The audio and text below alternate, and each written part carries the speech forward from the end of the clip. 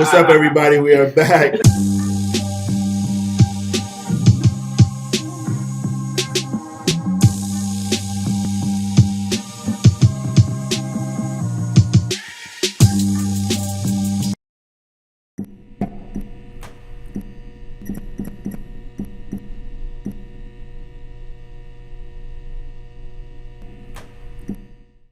Rez, you shave your balls? I do shave my balls. I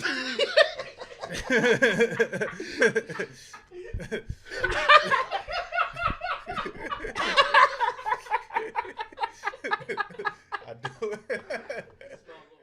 Welcome to Late Breakfast. I'm Taurian B. I'm first class Regg. What's good, Rez? What's going on with you? What's happening, man? I'm good. I'm ready to get into this talk. All right. So on the timeline today, I saw someone ask the question: who had a?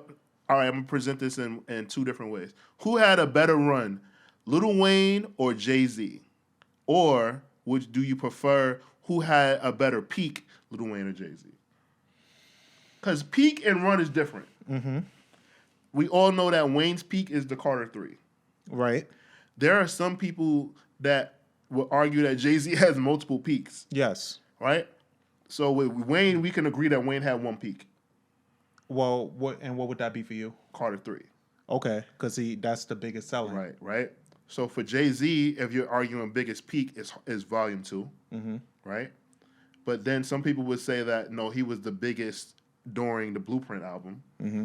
But then some people would say when he was going to retire, it was the Black Album. Mm-hmm. Right?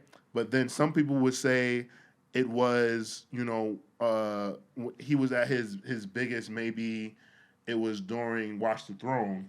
So it's like he has there's multiple points in his career where he was like on a high or where he was like the biggest artist in the world, right? Mm-hmm. With Wayne, I think there's just one time, like a time capsule is like it's a time that led up to it, because after the Carter 2, he put out multiple mixtapes and like really worked on his craft, and like the Carter 3 kept getting leaked, so that there was that much anticipation. Mm-hmm. But with Jay, I could say that there's multiple points in his career where he was at he was at the top, and he might have not been like the biggest rapper, because in '98, right, that was his highest selling album. But you had DMX, you had Nori, you had what other artists were really big? Big Pun. You had Big Pun. You had Master P and No Limit that was doing that thing. Shit, Cash Money was on the rise at that time, right? So there's Puffy and the Bad Boys. 98 family. was really crowded, Mace, and for Hove to sell 5 million albums in that really crowded year was really impressive. Right. You know what I'm saying? So it's like Jay always was able to like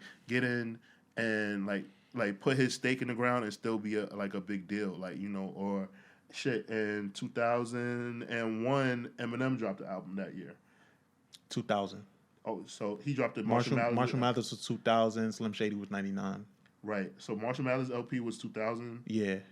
And then the following year, Jay dropped Blueprint. Yeah. Right? At 99, he dropped The Dynasty. Yes. Right. But that's what I'm saying. Like, so every time, like, Jay... No, sorry. 99 was Volume 3. 2000 was Dynasty. Yeah. Thank you. All I'm saying is just that Jay always could find the time. So my whole point in this is, who you got? I'm picking Wayne as like being... For me, Wayne had the most exciting time. Wayne had the most exciting because... You go to, even before you get to 2007, the build up to 2007, because you saw it happening, was really exciting for me, because I was really heavy into mixtapes, as most people our age were. Wayne is also the only artist that's been able to make trilogies and franchises out of his mixtapes.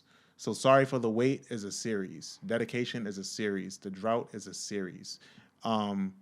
What else? The suffix and the prefix. Yeah. What series? He's had branch offs into different series, and Wayne's whole inspiration of like albums that get delayed. He doesn't just sit there and wait for the album to come out. He'll give you a mixtape while you wait. That's how we got Sorry for the Wait series. Right. And then even this trajectory of like where he is now in his career, where I feel like he gets to this point where he always has to remind people like, yo, I'm really that nigga and I can really rap. I don't think Hove has ever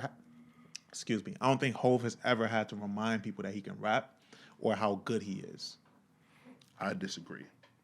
So I think that Kingdom Come was he might count it as a success. Like Jay might count it as like a commercial success, but Kingdom Come was like a huge commercial failure, and fans like some people say that it's Jay-Z's like worst project. Well, I wouldn't say it's a commercial failure. It's a failure to his fans. Okay, you're right. It was a failure to his fans, and like the hood ain't fuck with Kingdom Come, right? So what I'm saying is like that was a dip. Okay, and matter of fact, let's take it back. Volume 1 like was a failure. Like even though like now we revisit it and some people argue like nah y'all was bugging. Volume 1 was a failure. So then he had to put out Streets is Watching, even though Volume 1 had it had Where I'm From on there, and it had Lucky Me, and it had like good album cuts.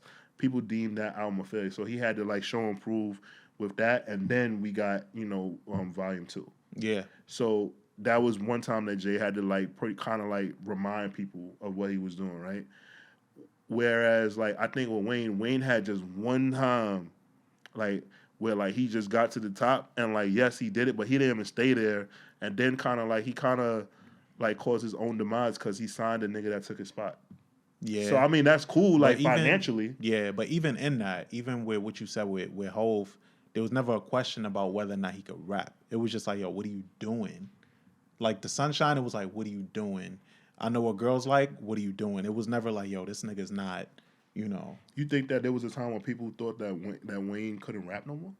Yes, and Really? I think it has a lot to do with his drug use and like where he was in his life. I feel like people felt like around that Rebirth time when like he was getting kind of experimental and like the auto tune, he was heavy on that. I think a lot of people just weren't respecting his pen like they were as to say back when Carter 2 dropped. I think Carter 2 dropped and it gave people like a different view of Wayne, and then later down the line they weren't looking at him the same as they looked at him on Carter 2.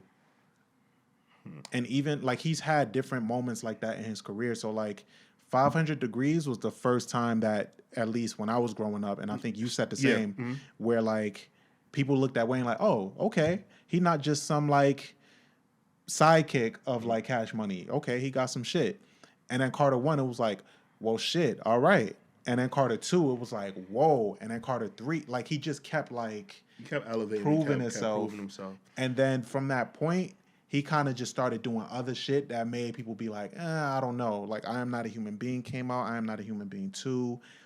It made people kind of be like, all right, I don't like this shit that Wayne is on. I don't know anymore.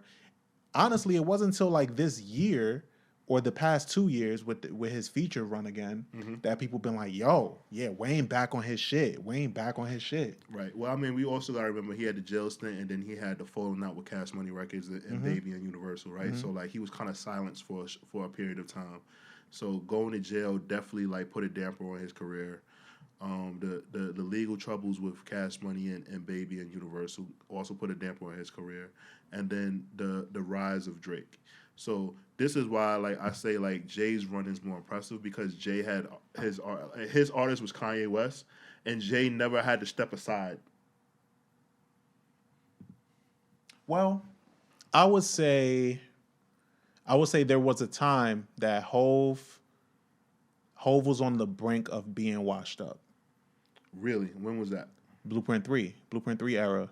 When Death of Auto-Tune came out, there was like chinks in his armor as like that relevancy of being that nigga that told us when something was good and when something wasn't.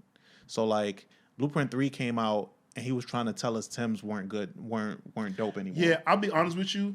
All right, cool. You got that. I lose that one because I don't know what the fuck he was talking about when he was saying Tim's we off that. Yeah. I don't know if he was just like in a moment, and then the fact that he didn't use that Drake verse, and Drake, like it was kind of like he tricked Drake, like he got Drake to do that hook, and like there's a verse for that song from Drake, and he just didn't use it because Drake was hot as fish grease. It's hard to believe he brought Drake into the studio and just got a hook out of him. Nah, it's been talked about. Drake laid the verse and he doesn't know what Jay did with it or why he did that. Yeah. But Drake was very upset that verse didn't get used on like why he couldn't get that look or whatever. And I think it was more so because he wanted to kind of like give Cole the look on the album. I don't know, but that was just I'll never understand that shit. Hove has always been this upper echelon nigga like in the rap world. Like he's always And it's more mysterious now, especially in the social media landscape of shit, where like he's so not about that. So like I feel like when you don't have social media and you don't engage with your fans like that, it kind of raises your profile a little bit. Okay. And that's what Hove is. It's just done nothing but carried his legacy because like people just get online and make arguments for him. Wayne, I mean, you can tell his company runs his shit, but he's on social media, Right. you know. Okay. I just think that if we're talking about Wayne's run, like Wayne was like a supernova, like shooting into the sky, but like he's come down and like plateaued. Mm-hmm. With Jay kind of like went really high and then just kind of like stayed there. So like he Mm-hmm. just kind of like still like hovers over everyone. Like people still like I understand getting a Wayne verse is dope, but it's kind of like Wayne gives everybody verses. Yeah. So like a Wayne verse isn't as coveted as getting a J verse. Mm-hmm. Like Benny the Butcher is talking about getting a J verse. Pusha T is talking about like he has a new project coming out right now, getting a J verse. Alchemist just said that he would love to do a full length project with Mm-hmm. Jay-Z. Mm-hmm. So what I'm just So saying is, are you saying that like Jay is still?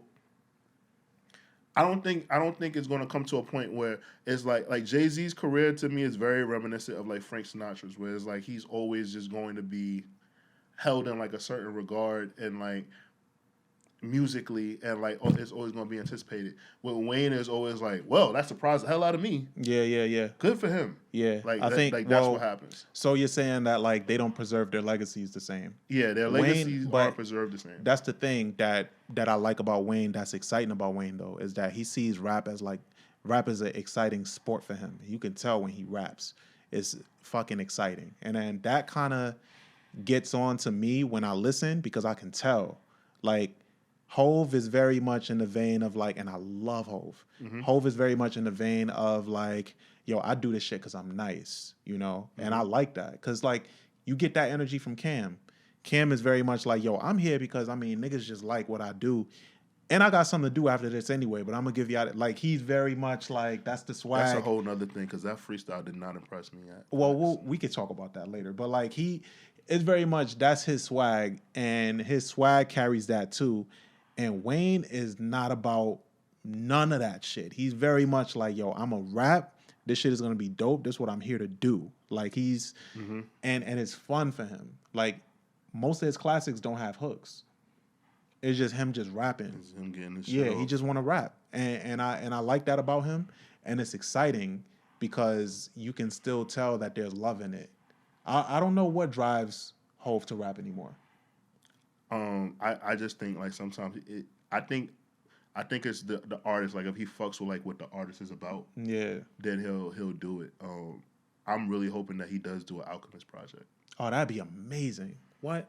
Well, Alchemist being like one of my favorite producers, and I don't think I've heard Hove on an Alchemist produced cut except for Jay Electronica album. Yeah, and That was the only time. I think that might do it.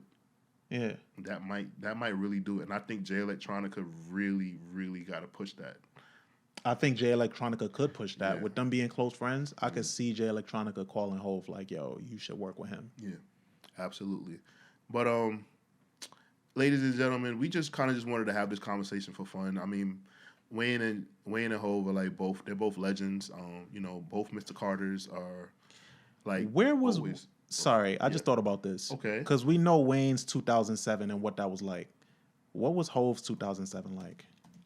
I mean, he did do the Billy remix. That was pretty dope. Jay-Z 2007. Jay-Z 2007, Rock Boys. Oh, okay. So American Gangster came out 2007. Yeah. American Gangster and the way that Wayne had... Did Wayne have an album in 2007? I don't think he did. But I say that to say Wayne, without an album, has 77 features that year. Okay. 77 features. No album. No album. So that was 2008 then, Carter 3. Okay. 77 features and he was still on par with, I mean, without an album. And he was on American Gangster. He did Hello Brooklyn. Yeah, which was not that good. Hello Brooklyn wasn't that good. Hove is used to son of niggas, ain't he? Yeah, and he disappointed me by not naming his daughter Brooklyn. Yeah, Brooklyn Carter. Liar. But, I mean, it's Hove. He can do that, right? But yeah, like he said, we just want to have this conversation. We know what they're both capable of, and they're both well respected. But Wayne is just I see a Wayne feature and it excites me before I even listen to it. But you know, for Hove, it excites me because it's a rarity. I Yeah. already know what he gonna do. Yeah, like whatever he got coming with Pusha T, we know it's gonna be that shit. Yeah, yeah. Pusha really dropped the ball on Drug Dealers Anonymous. That was supposed to be a single. Like that was supposed to be on his album. Maybe Hov ain't cleared.